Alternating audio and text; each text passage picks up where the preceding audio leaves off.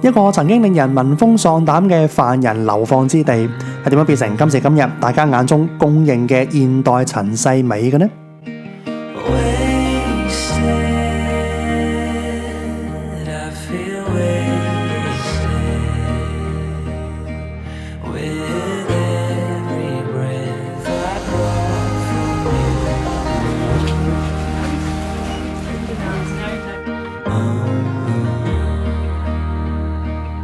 歡迎各位翻嚟繼續我哋嘅塔斯曼尼亞之旅啊！上集我帶大家幾乎食勻成個島，由必食嘅海鮮船食到去最抵嘅澳洲風格烤肉，兼且試勻晒呢度嘅蜂蜜啊、生蠔啊、芝士啊等等。未睇嘅朋友陣間快啲搵嚟回味下啦！多謝 Tasmania 旅遊局嘅邀請，今次有一大半嘅行程我都係跟隨美麗華旅行團嘅步伐，跟住佢哋可以玩得好、瞓得好，同埋最緊要係有啖好食噶嘛。咁另外仲有小部分咧，就係離團參加旅遊局推介嘅一啲精選行程。咁上集主要係講食啦，今集就大家嚟探索一下塔斯曼尼亞嘅風土人情。咁而講到呢一片土地嘅開埠起源呢，其實可以算係日不落帝國嘅殖民歷史裏面其中一個最一言難盡嘅篇章啊。咁呢一段往事，不如我哋就從 Port Arthur 開始講起啦。澳洲從1770年起就係英國嘅殖民地，咁而 Tasmania 嘅首府荷伯特呢，就係全澳洲第二古老嘅城市啊，所以呢度有住好多嘅歷史遺跡。咁當中最出名嘅呢，就莫過於亞瑟港 Port Arthur 啦。如果你冇做任何功課嘅話，入到嚟望住呢個位，哇，鳥語花香、山明水秀，仲有一座好宏偉成座 Downton Abbey 咁款嘅維多利亞時代建築。呢個港口喺以前肯定係一個好繁榮、好歡樂嘅人間天堂頂啦。唔好意思，之後要講嘅歷史呢，真係有啲重口味。位於荷伯特東南邊嘅亞瑟港呢，一開始係一個伐木場嚟嘅，喺1830年代呢，就被改建為英國流放犯人過嚟嘅監獄，個名係取自改建初期嘅當地總督 George Arthur。咁除咗監獄之外呢，負責管理囚犯嘅士兵啊、文職人員啊，仲有佢哋嘅老婆仔女，都係住喺呢個區域。咁所以周圍仲有宿舍啊、醫院啊、教堂、學校等等一連串嘅民生設施，根本就好似一個小城鎮嘅規模。可能你會心諗，點解要不遠萬里將啲犯人送嚟呢一個山卡拉地方呢？咁就講少少當時嗰個時代背景俾你認識下啦。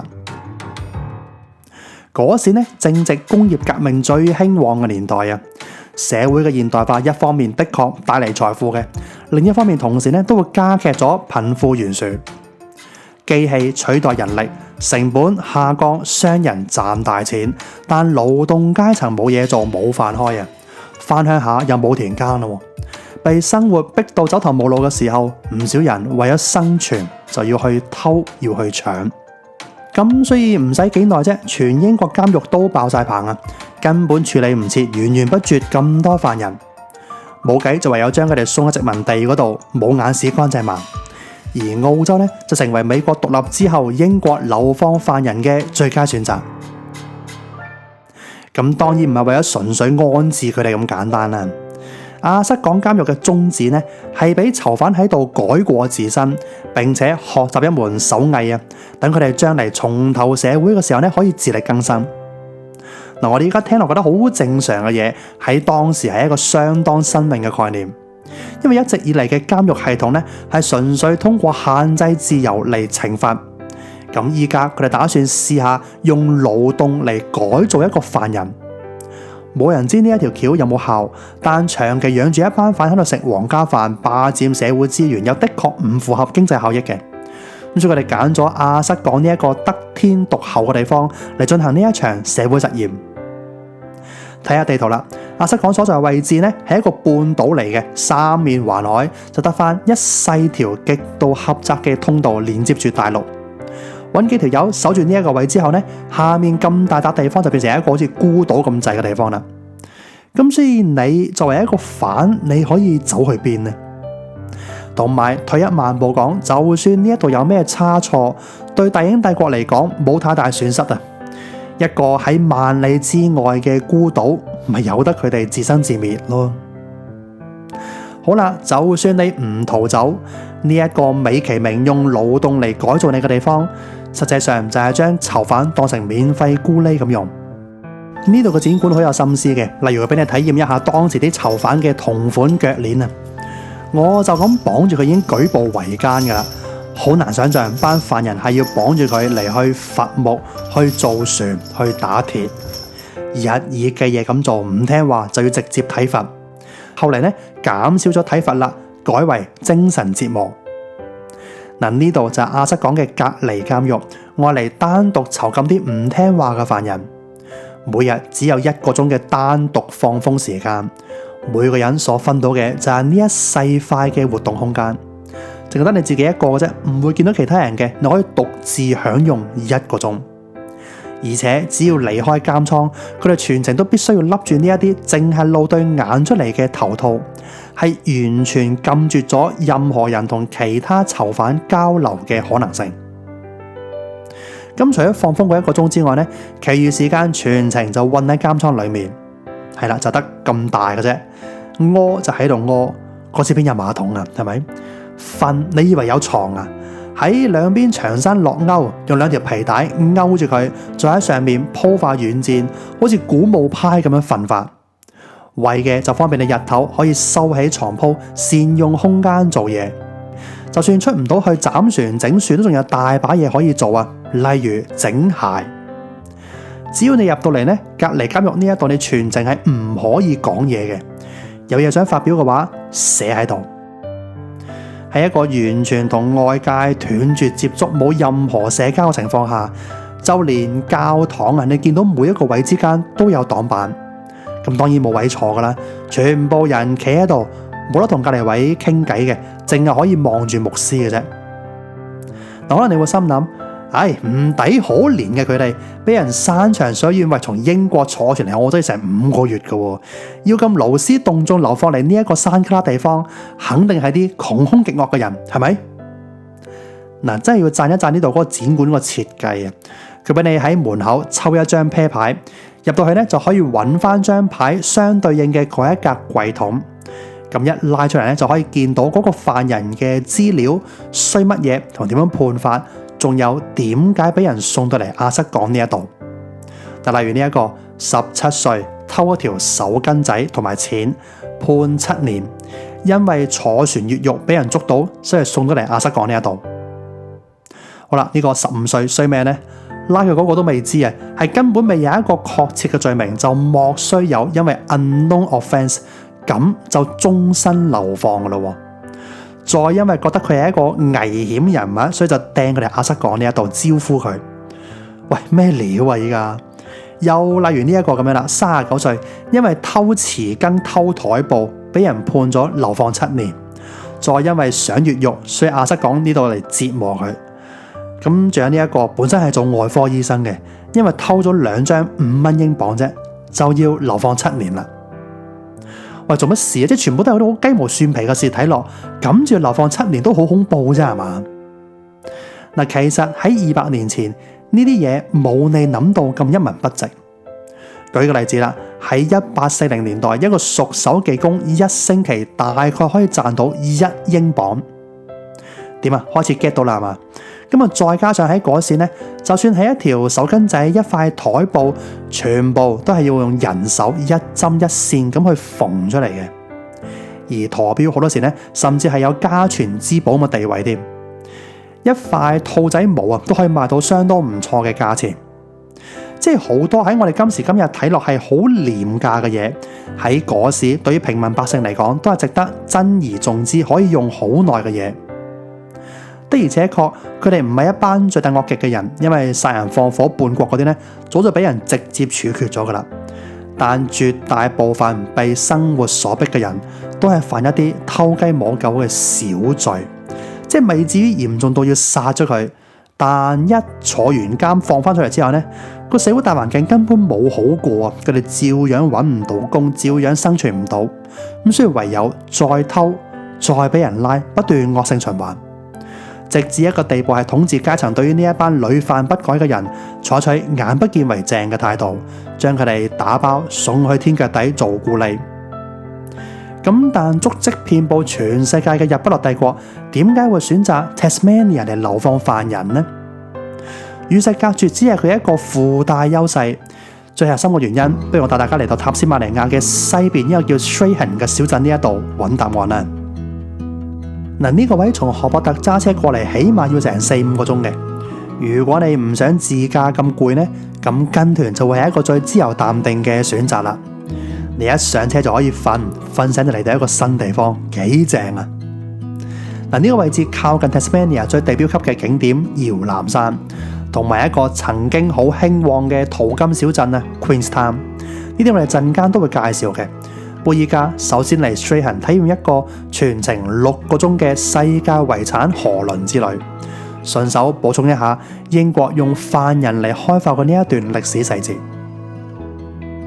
相比起人口同遊客都好集中嘅東南面 ，Tasmania 嘅西邊明顯個節奏係更加悠閒寫意一啲嘅。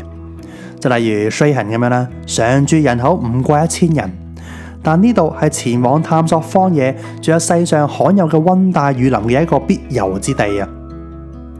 依家就咁睇落，佢就係一個好歲月靜好嘅小鎮，好啱啲享受慢活嘅人喺度偷偷浮生半日閒咁款。但200年前開發呢度嗰時呢，唔係愛嚟度假嘅。嗰時雖然英國已經殖民咗喺 Tasmania 呢度噶啦，但喺帝國眼中呢一度冇人同佢做生意，初頭亦都見唔到啲咩好值錢嘅天然資源，就咁一個荒島咁樣，食之無味，棄之可惜，唔知點算。直到有探險家喺度發現咗一種好特別嘅樹啊 Huon Pine。點解呢啲樹浸喺水裏面100幾廿年都可以完好無缺嘅？喂，細心啲研究下，發現原來呢一種樹呢係會自然分泌一啲油脂，既可以防蟲，亦都可以令自己幾乎唔受侵蝕，唔會腐壞。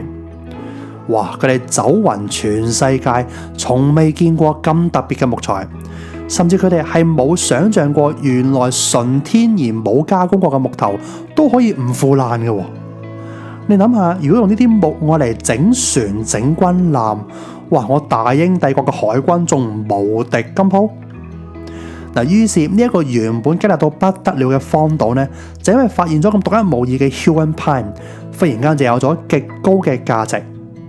但呢度實在太山卡拉啦，正常人不論你俾幾多錢，佢都唔會嚟呢一個咁與世隔絕嘅地方做開荒牛。呢個時候有人靈機一動，喂，我將啲犯人流放嚟呢個位做咕喱，咁咪得咯。就係咁啦，有一班被命運選中嘅幸運兒，就坐船坐咗接近半年，先嚟到呢一個佢哋聽都冇聽過，亦都根本想象唔到自己原來身處喺地球嘅另一邊嘅一個咁樣嘅角落 Sarah Island。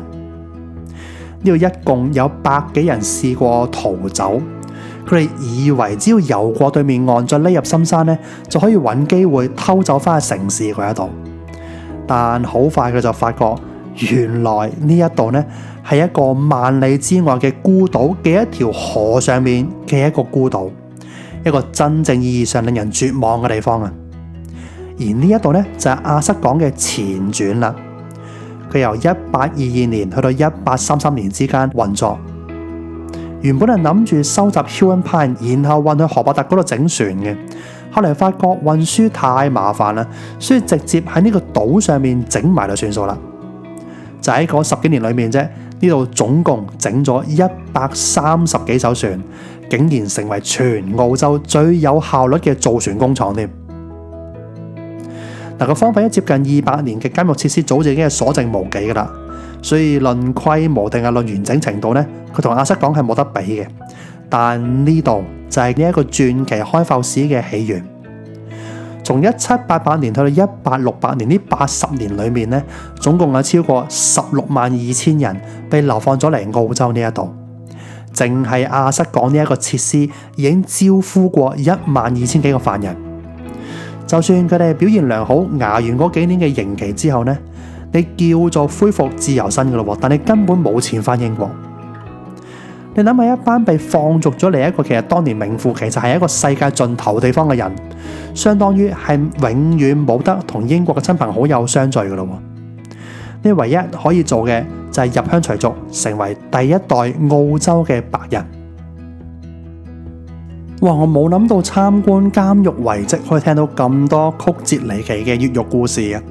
就例如呢一位仁兄，因為偷咗件衫而被判入獄14年，跟住俾佢喺勞改過程中呢，揾到機會打死隻袋鼠，剝佢皮之後再扮成袋鼠跳下跳下咁樣走佬，最後功敗垂成。但其實如果講到話最令我動容、最令我印象深刻嘅呢，其實係認識到呢一個近代史上最一言難盡嘅社會實驗，當時係點樣不斷從錯誤中學習，有數之不盡咁多絕處逢生嘅勵志故事，所以成個旅程係好百感交集嘅，三言兩語好難講得晒。你過嚟感受一次呢，再領略到嗰一段歷史嗰個後勁有幾凌厲啊！好啦，咁啲重口味嘅嘢我哋就睇到嚟呢一度，咁之後講嘅都有啲輕鬆愉快嘅遊山玩水行程啊，例如美麗華嘅呢一個全程6個鐘嘅遊船河呢，其實仲未講完嘅。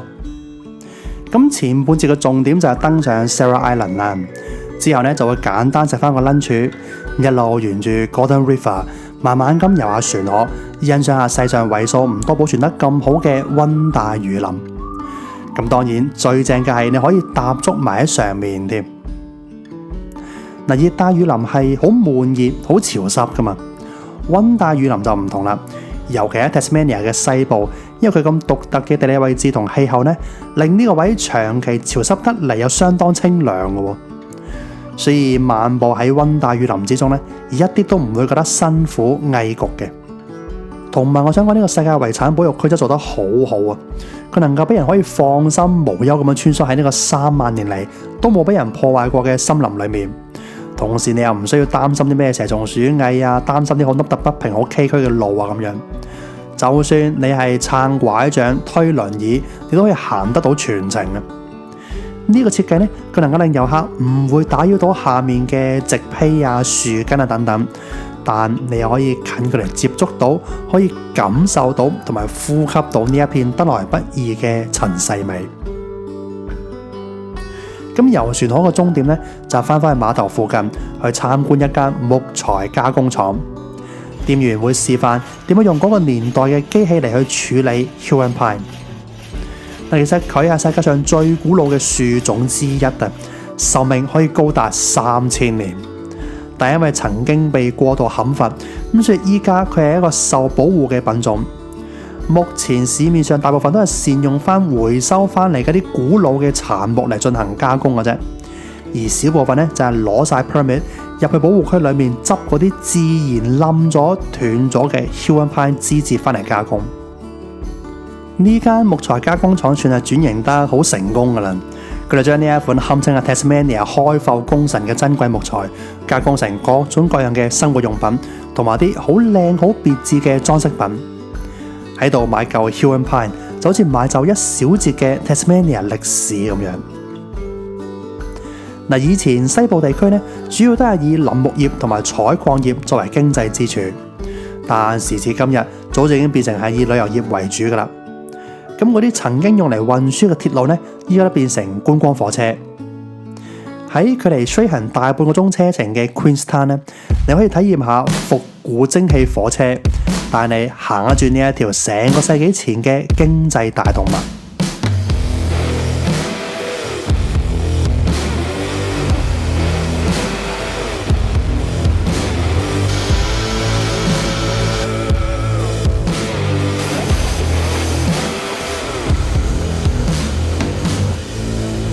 Queenstown 可以算係 Tasmania 西部嗰一種荒涼感嘅代表小鎮啊，光禿禿嘅山頭啊，裸露嘅岩石啊，呢啲其實全部都係當年採礦業留低嘅痕跡。而當你順住呢條鐵路穿梭喺深山密林之中呢，你都仲依稀可以感受到嗰一種拓荒嘅冒險感覺。話說其實今次係我人生第一次坐蒸汽火車。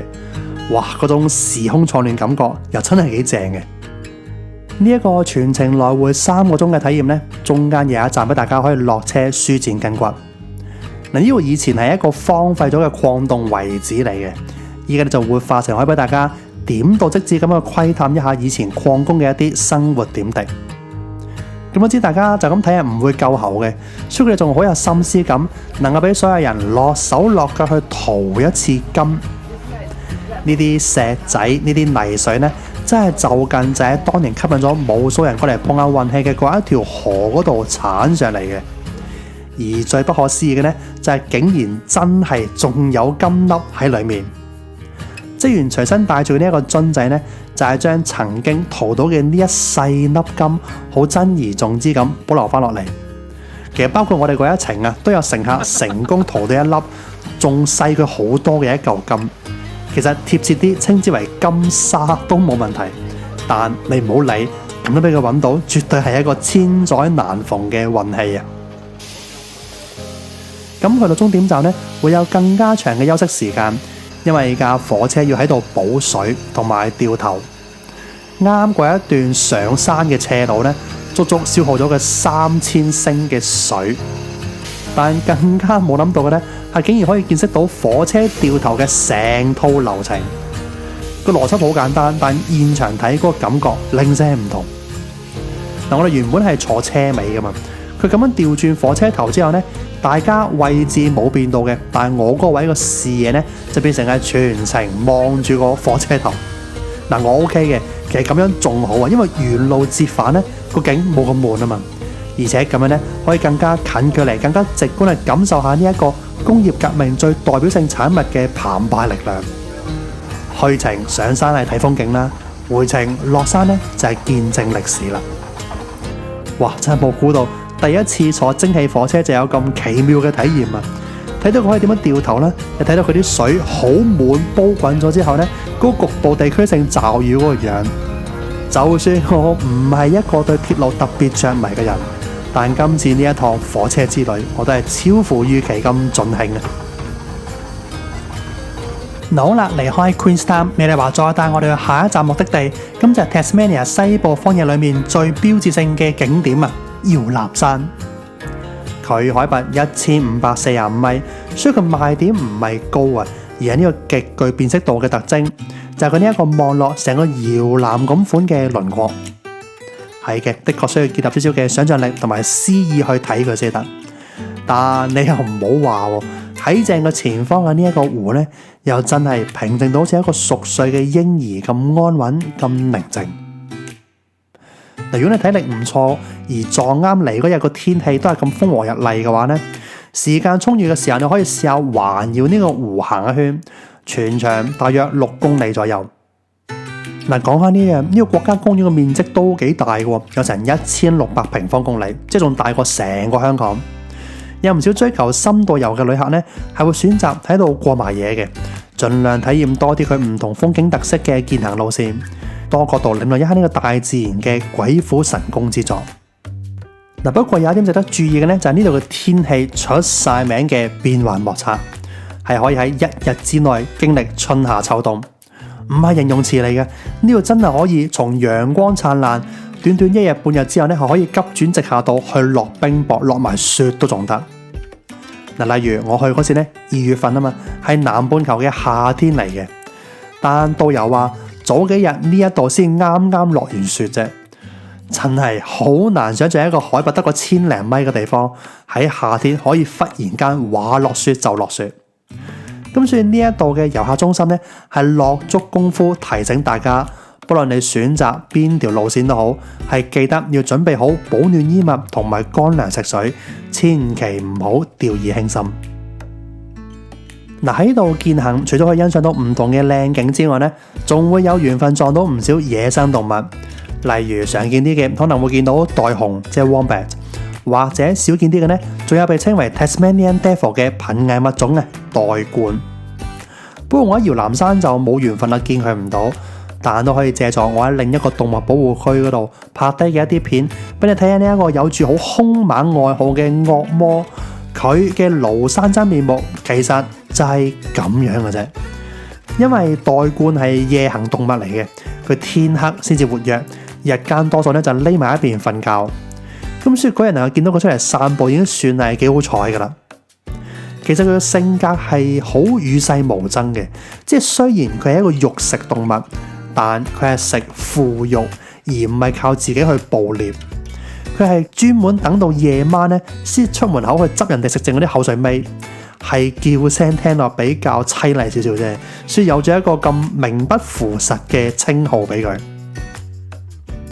嗱，講開夜間睇動物，其實喺 Tasmania 呢一度咧都有機會可以見到企鵝仔嘅，但你唔好淨係夜晚先嚟呢個位，因為咁樣你會錯過咗佢日頭真係靚到揼一聲咁迷人嘅風景啊！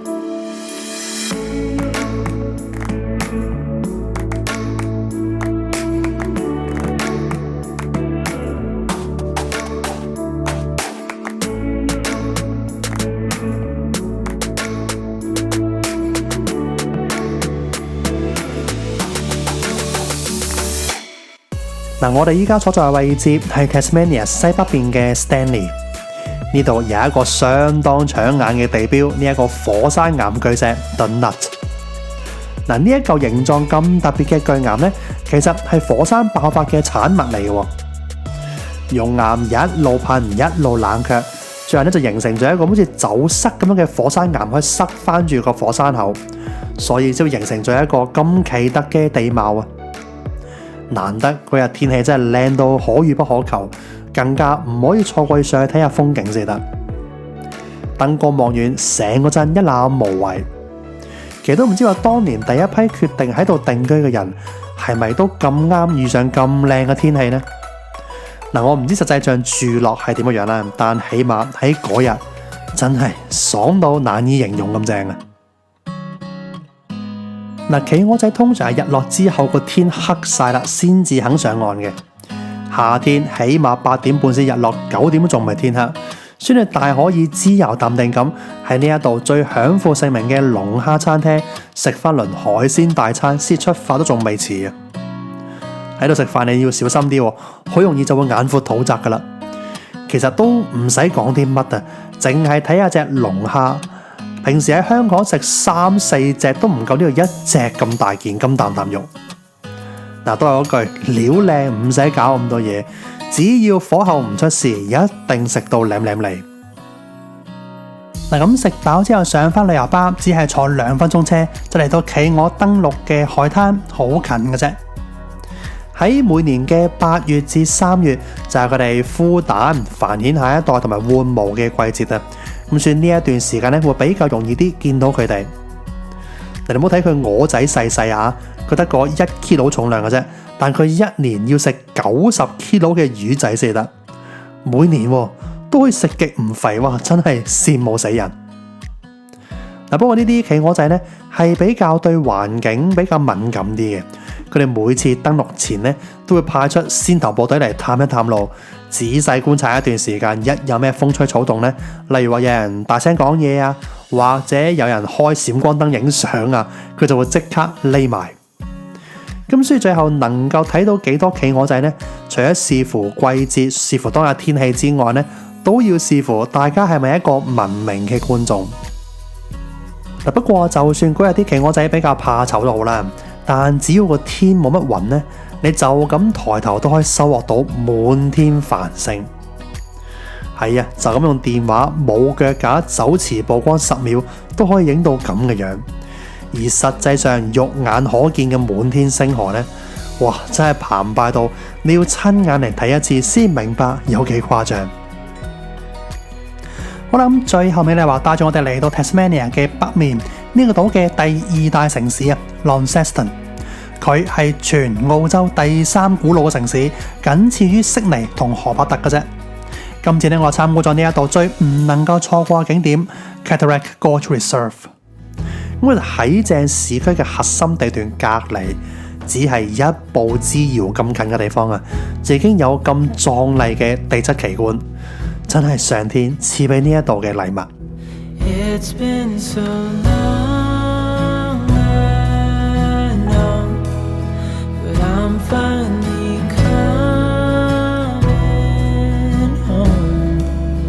Till then I'm dreaming of your heart, your eyes are 好啦，咁講到嚟呢一度，金堂塔斯馬尼亞之旅都嚟到尾聲噶啦。我第一次認識呢個地方呢，就係因為中學嗰時睇咗現代陳世美，咁啊從此 Tasmania 喺我眼中呢，就係一個人間天堂咁樣嘅地位。今次喺度玩咗個零星期，我覺得自己個視網膜好似被 Tasmania 升級咗咁款啊！稜角分明嘅山，靚到令人詞窮嘅漸層藍色海水，仲有嗰種雲嘅立體感。我覺得每一格風景都可以愛嚟做電腦桌面背景嘅嗰個 level， 而每一次眨眼呢，都好似喺度確認緊呢度係真係咁靚，唔係發緊夢。嗱，我諗我唔使多講，可能你已經喺度 plan 緊幾時過嚟親身體驗下嗰一份最純粹嘅靚。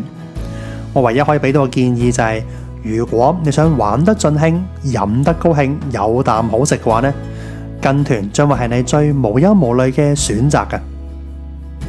最後再次感謝 Tasmania 旅遊局嘅邀請，同埋美麗華旅遊嘅精心安排。佢哋有唔同路線、唔同賣點嘅團，總有一款啱你心水嘅。好感恩有大家陪我遊咗一圈呢個陳世美，希望你哋中意呢兩集嘅內容。我哋下條片再見。